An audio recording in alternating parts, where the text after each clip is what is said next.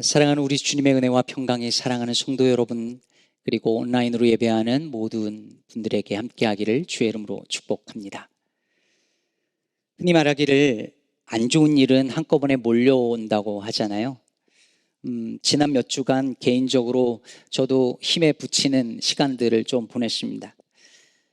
사랑하는 김 권사님께서 2주 전에 위독하시다는 이야기를 듣고 내내 마음을 졸이던 차에 임종 예배를 드렸고, 결국 토요일 아침에 돌아가셨다는 소식을 들었지만 토요일이라 마음을 추스리고 주일 준비를 해야 했습니다. 그리고 장례식을 화요일에 하고 다음날 아침에 제가 서부의 밸리 지역 커피 브레이크 컨퍼런스 강사로 섬기도록 예정되어 있어서 장례식을 마치고 밤에 돌아가서 강의 준비를 마무리해야 했습니다.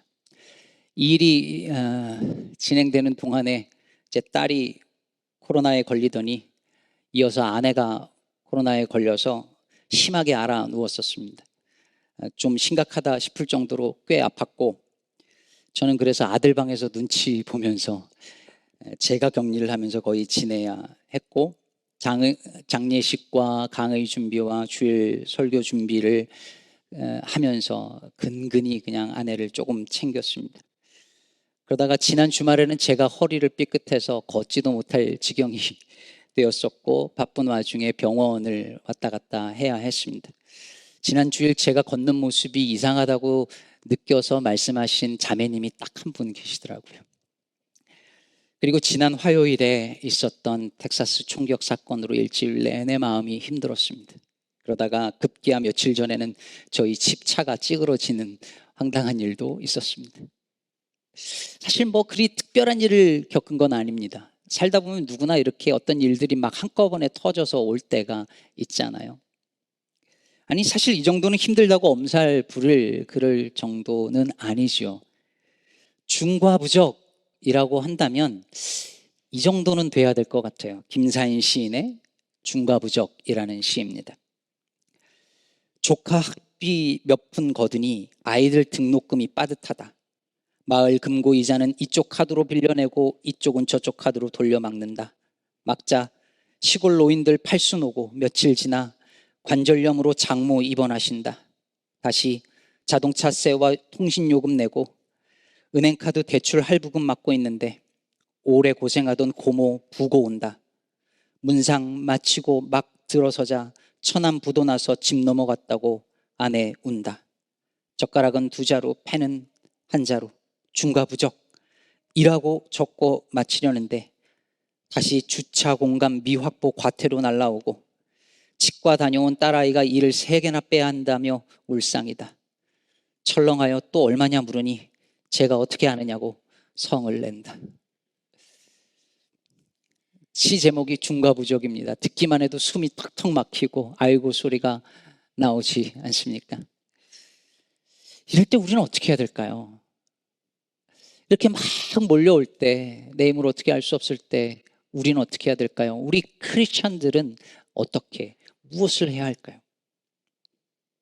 네, 기도해야죠. 내 힘으로 어쩔 수 없는 상황에서 우리 믿는 자들은 기도해야 합니다. 그런데 여러분, 기도를 통해서 우리는 뭘 기대하는 것일까요? 기도하면 그 힘든 문제가 해결될 것이라고 믿기 때문에 그 기도를 하는 걸까요? 이쪽 카드로 저쪽 카드 맞고 저쪽 카드로 이 카드 맞고 있는데 기도하면 그 카드 빚이 해결될 수 있을 것이라고 믿어서 기도하는 걸까요? 본래 중과부적이라는 이 단어는, 이 말은 적은 수요로 많은 수요를 대적하지 못한다는 뜻으로 주로 전쟁 시 사용하던 말입니다. 병력 차이가 너무 나서 이건 도저히 어떻게 싸울 수가 없다라고 말할 때 중과부적이라는 말을 쓴다는 거죠. 오늘 본문 속에 사울 왕이 처한 상황이 딱 그랬습니다. 지난주 살펴본 것처럼 이스라엘 백성들이 다른 나라들과 같이 왕을 달라고 요구하자 하나님께서 그것을 허락하시고 사울을 왕으로 세우십니다.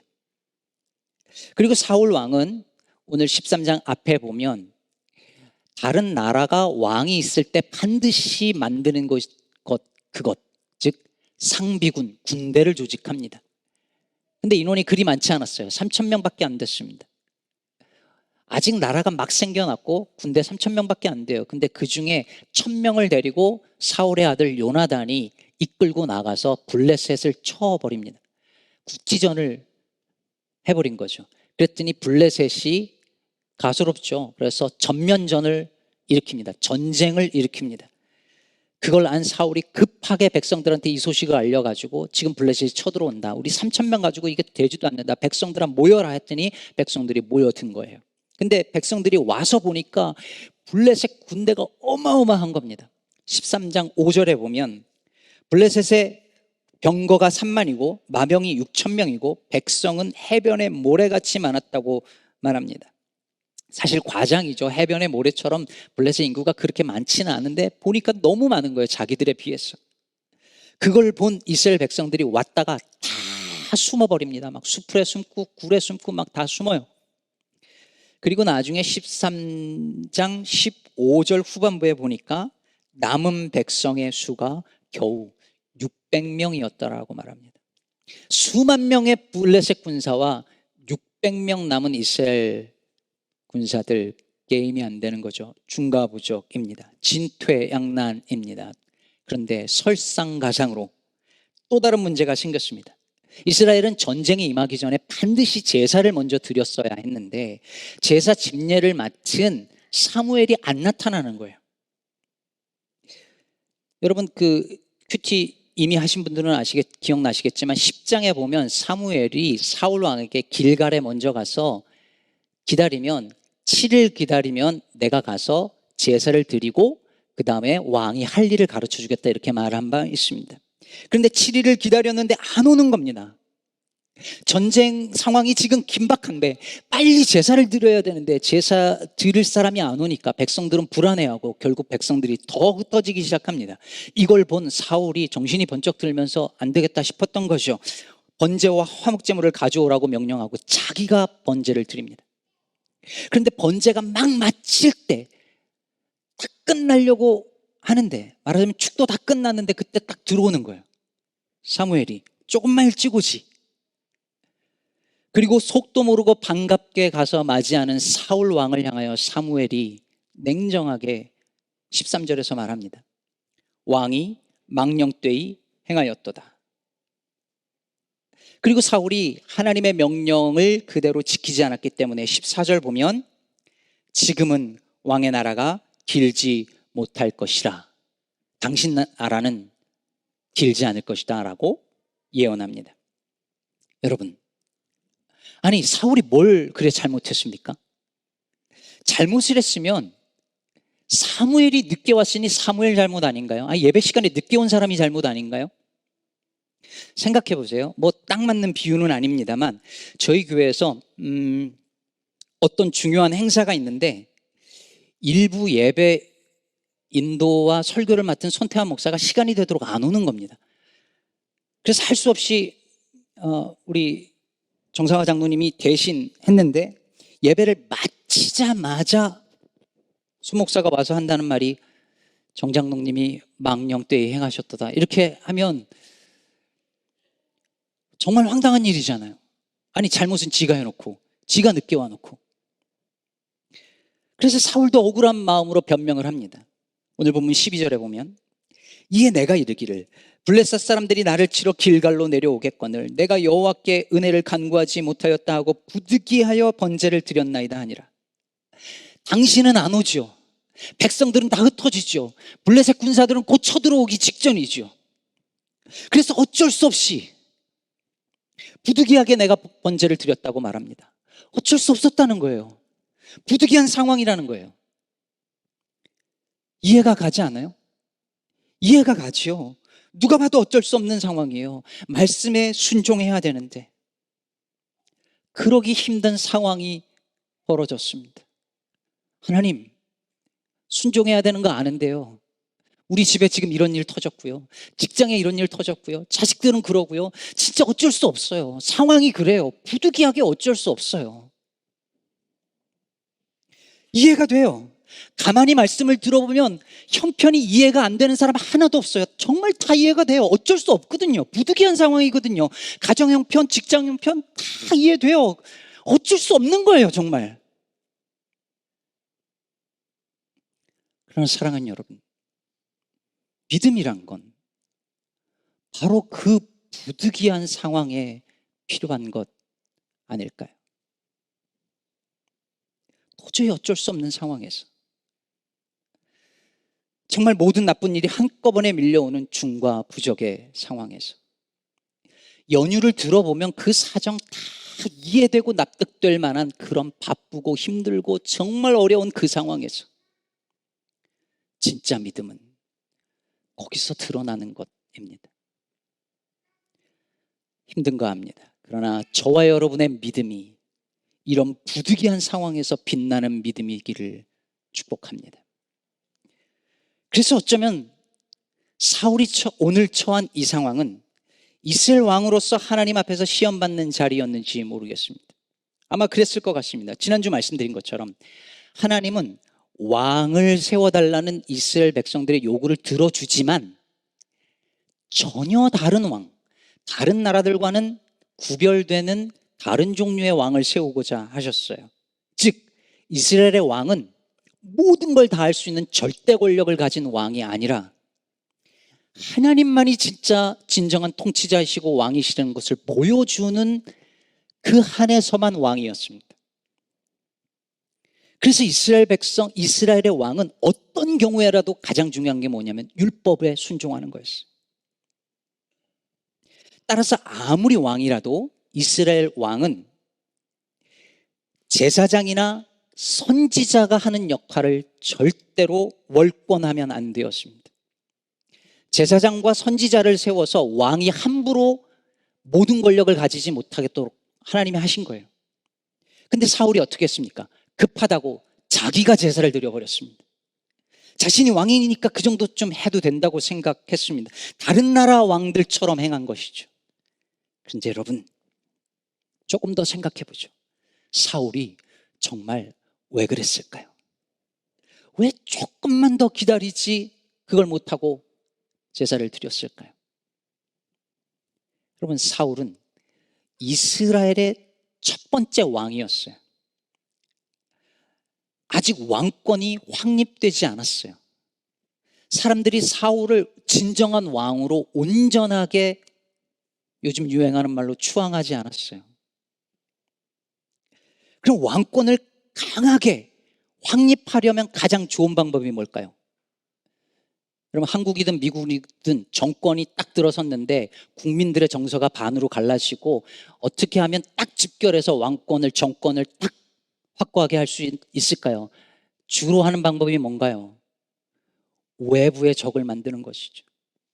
외부에 적이 있으면 국민이 딱 집결하니까요.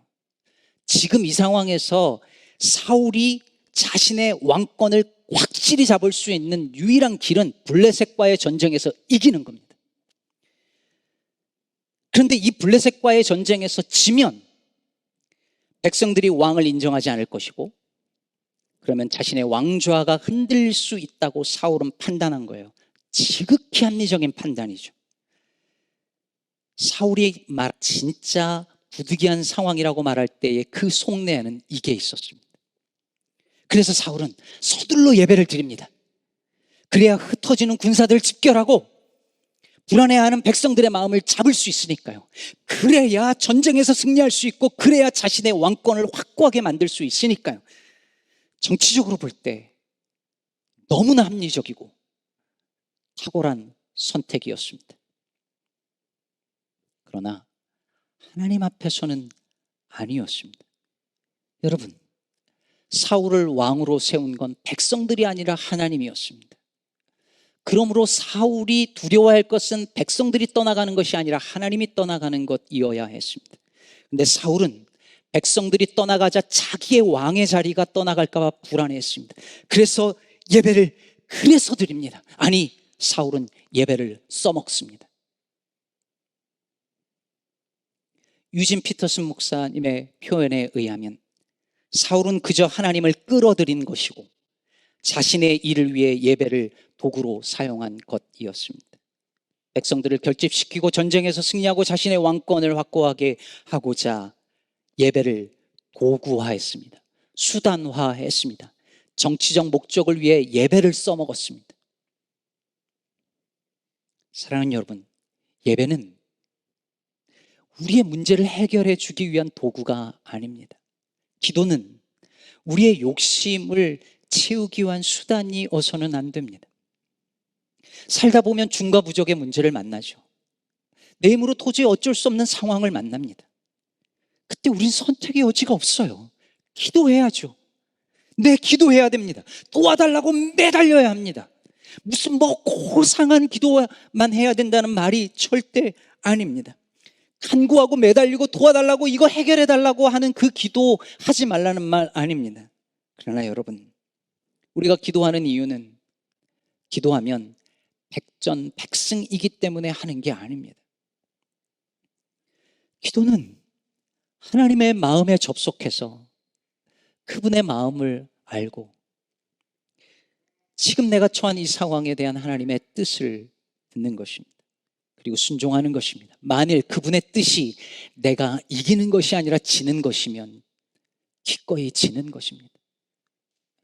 블레셋과의 싸움에서 패배하는 것이 하나님의 뜻이면 그 패배를 받아들여야 합니다. 무조건 이기기 위해, 무조건 내 문제를 해결하기 위해서 예배를, 기도를, 우리의 신앙을 써먹을 수 없습니다. 지난주 묵상 본문에 나오지만요, 이번 주 묵상 본문에 나오지만요, 사울 왕은 한 번 더, 오늘 이 사건 말고 한 번 더 하나님 앞에 불순종하는데, 그게 뭐였냐면 이건 역시 예배와 관련된 일이었습니다. 기억하시죠? 아말렉과의 전쟁에서 제사 제물 취한 것. 그때 사무엘이 사울에게 저 유명한 말을 하죠. 순종이 제사보다 낫다. 자, 여러분 보세요. 순종이 있고 예배가 있어요. 순종이 예배보다 나아요. 근데 사울은 뭘 택했습니까? 예배를 택했어요. 우리도 종종 그러지 않을까요? 정말 말씀에 내 삶의 자리에서 순종해야 되는데, 직장에서, 일터에서, 가정에서 이 말씀에 정말 순종해야 되는데 그 순종은 안 하고 예배 드리는 것으로 대체를 합니다. 예배의 자리로 숨습니다. 그리고 예배 드렸으니까, 기도했으니까 순종하지 않아도 내가 할 일을 한 것처럼 생각합니다. 분명 말씀대로 살지 않았는데, 지난 한 주간 하나님의 말씀대로 살지 못했는데 오늘 주일 예배를 드리고 나니까 조금 안심이 됩니다. 이웃 사랑하지 않았는데 이웃 사랑에 관련된 설교를 들었더니 내가 이웃을 사랑하는 것 같은 사람, 그런 기분이, 그런 느낌이 좀 듭니다. 환경 문제를 위해서 기도하고 그런 예배를 드렸더니 내 삶은 전혀 생태적이지 않은데 내가 마치 환경을 사랑하는 사람처럼 느껴집니다. 그래서 사람들은 실제로 말씀을 가지고 내 삶에서 순종하는 것보다 예배 드리고 기도 드리는 것을 선택합니다. 그게 편하니까요. 지난 화요일 텍사스 우벨디의 한 초등학교에서 총격 사건으로 19명의 어린이와 2명의 선생님이 희생되었습니다. 여러분의 아이들 같은 그 아이들이고 여러분의 손주들 같은 그 아이들입니다. 10년 전 커네리컷 샌디훅 초등학교 총격 사건 이후 최악의 학교 총기 난사 사건입니다. 아시다시피 미국은 사람 수보다 총기 수가 훨씬 많은 나라입니다.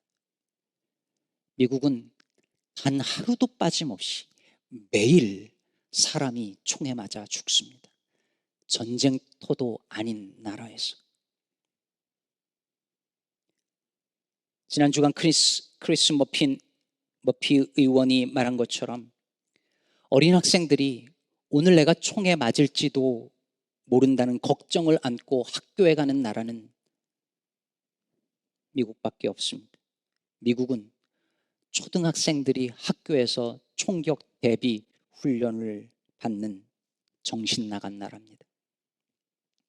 그런데도 미국 의회는 총기 규제 법안을 통과시키지 않습니다.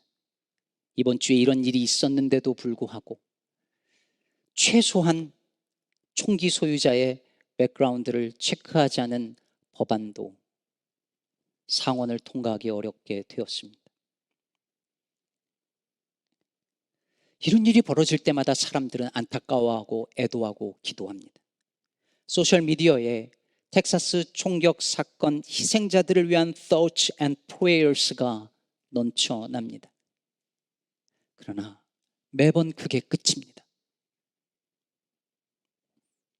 사람들은 행동하기보다 애도하고 기도하기를 선택합니다. 네, 크리스천들에게 기도는 최선의 액션입니다. 저는 그걸 믿어 의심치 않습니다.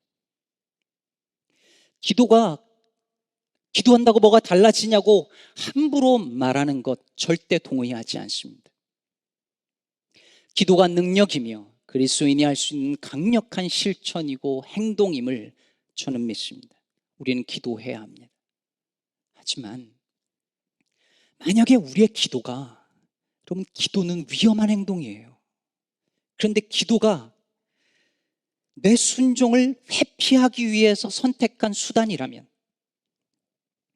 구체적인 실천은 너무 부담스럽고 시간과 에너지와 희생이 너무 많이 들어가니까 그런 구체적인 실천들은 회피하고 조금 더 안전하고 편한 방법으로 그것을 선택했는데 그게 기도이고 그게 예배라면, 그건 성경이 말하는 기도도 성경이 말하는 예배도 아닙니다.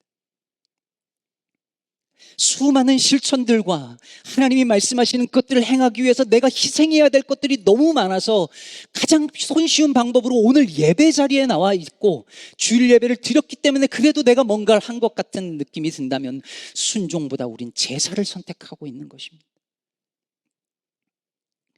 이번 총격 사건 이후에 조지아의 어느 정치인이 이렇게 말했습니다. We don't need more gun control. We need to return to God. 우리는 총기 규제가 더 필요한 게 아니라 하나님께 돌아가야 해요 라고 말했습니다. 텍사스의 어느 부지사는 이렇게 말했습니다. We gotta unify in prayer.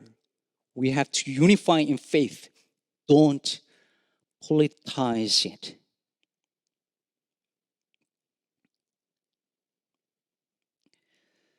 총기 규제를 반대하며 총기 소유의 권리를 주장하는 크리스찬들은 언제나 이 상황에서 기도하고 애도하지만